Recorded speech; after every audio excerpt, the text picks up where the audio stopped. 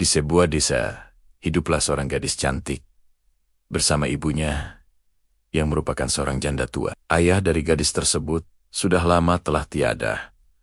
Dan karena inilah, gadis cantik dan ibunya hidup serba sulit. Untuk menafkahi hidup mereka berdua, ibu dari gadis cantik ini rela bekerja kasar di ladang kecil mereka. Karena kerja keras ini, ibu gadis cantik tersebut lama-kelamaan menjadi lebih kurus, dan kulitnya menjadi makin lama makin gelap. Sayang, gadis cantik itu sudah terbiasa dengan hidup yang bermalas-malasan, dan kerjanya hanya bersolek di depan cermin. Diriku cantik sekali. Semua orang yang melihat perawakanku pasti langsung mengagumi kecantikanku. Tidak ada seorang pun yang dapat mengalahkan kecantikanku ini, ucap gadis tersebut dalam hati sambil memandangi bayangannya di depan cermin. Setiap kali ibunya meminta bantuannya di ladang atau melakukan hal-hal yang setidaknya dapat dilakukan oleh gadis tersebut, ia akan selalu membantah dan memarahi ibunya. Pada suatu hari, setelah gadis cantik tersebut selesai mandi,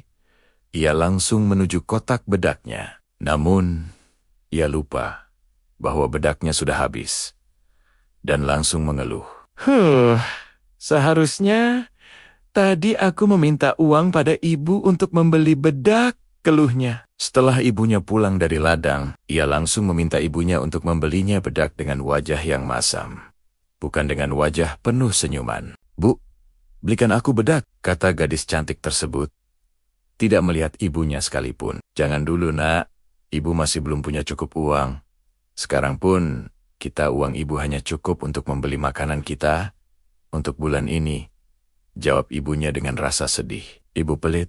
Mengapa aku mempunyai ibu yang pelit seperti ini? Aku juga tidak pernah meminta ibu untuk melahirkan aku ke dunia. Aku juga tidak pernah meminta ibu untuk menjadi ibuku, ujar gadis cantik itu. Mendengar hinaan dari anaknya ini, ibu gadis cantik tersebut merasa sakit hati. Sebagai ibu yang sabar dan perhatian, ibu gadis cantik itu pun rela merogoh dompet kecilnya yang memiliki isi yang tidak banyak demi membahagiakan putri tunggalnya itu. Pada keesokan harinya, sang ibu pun mengajak anaknya ke pasar untuk membeli bedak yang diinginkan anaknya. Ayo nak, ikut ibu ke pasar. Bukankah kamu ingin membeli bedak baru? Tanya ibu gadis cantik di depan kamarnya.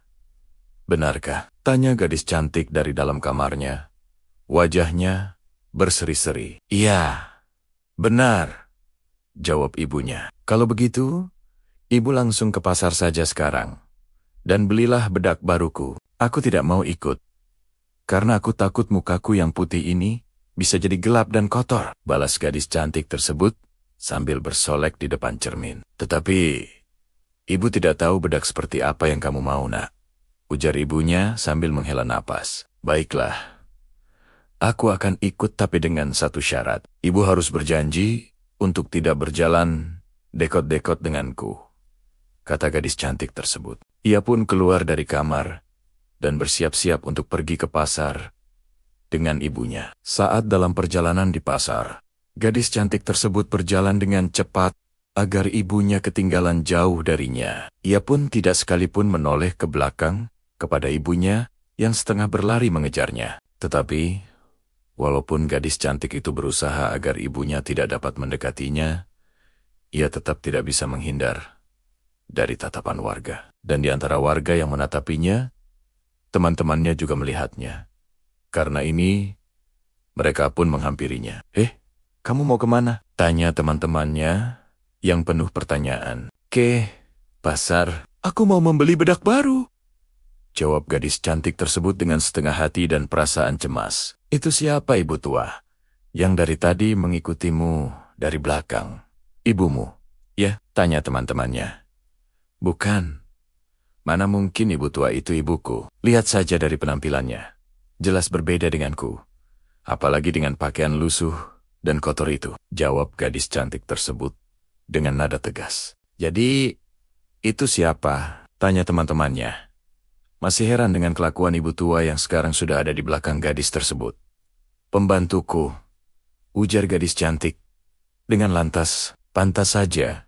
Ya sudah, selamat berbelanja.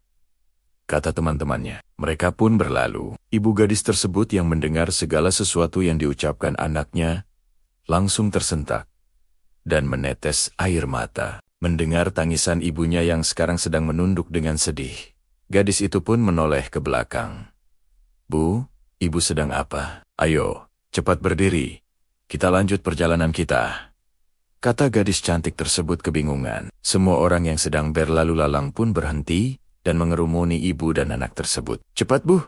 Semua orang sedang melihat. Jangan membuatku malu." Dengan bibir yang bergetar, ibu gadis cantik tersebut pun berdoa kepada Tuhan.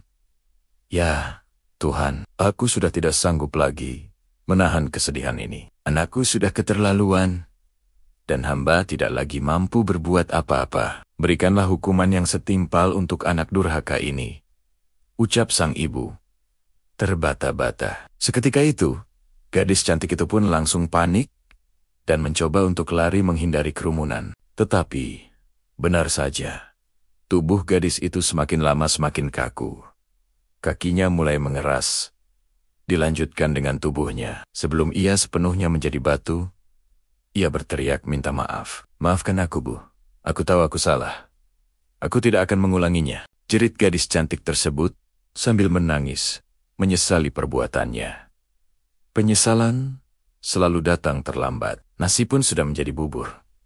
Permintaan maaf apapun sudah tidak berguna. Warga desa nantinya memindahkan batu tersebut di dekat sebuah tebing sebagai peringatan untuk tidak menjadi seorang anak yang durhaka. Batu ini pun nantinya dinamakan batu menangis, sesuai dengan akhir dari kehidupan gadis cantik tersebut.